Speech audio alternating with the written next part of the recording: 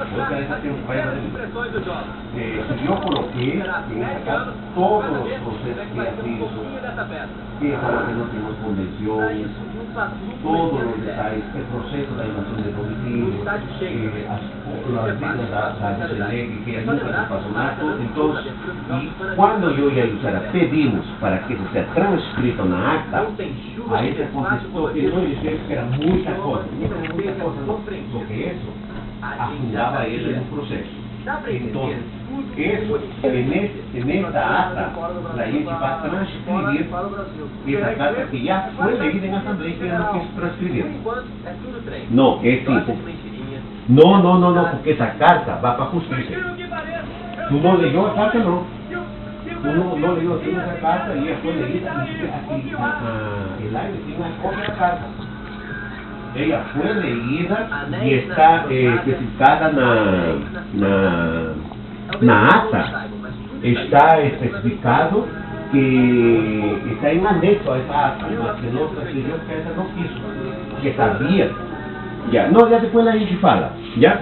Então só fala sobre a Cristina para esse sábado, já? Já. Sim, tá, depois a gente já fala, tá? Tá, sim. Sim, acha que já fala sobre, assim, com a Cristina. Sim, que já de uma vez vamos destrinchando já este negócio, já? Já, tá bem, tchau. Sim. Sim. Matheus. Sim, mas... Matheus. Isso, porque a mais tardar Matheus. já tem que estar colocado, ¿me entiendes? Então, primeiro vamos esperar que ele emita ele. Depois que ele emitiu, assim. Tá aqui os itens, já? Tá bem. É gostoso? Tá gostoso? Sim. Esse que tem depois que eu estou falando. Sim, não. Tá. Por isso que eu estou falando. Ele já sentiu que quer estar à frente. E não, sim. Exatamente. Isso que eu estou te falando. Por isso que quero dar esse programa, essa exoneração do condomínio. Exatamente. Para fazer esse negócio para ele aumentar a vaca o ego dela. Já? Tá bem, já. Tchau.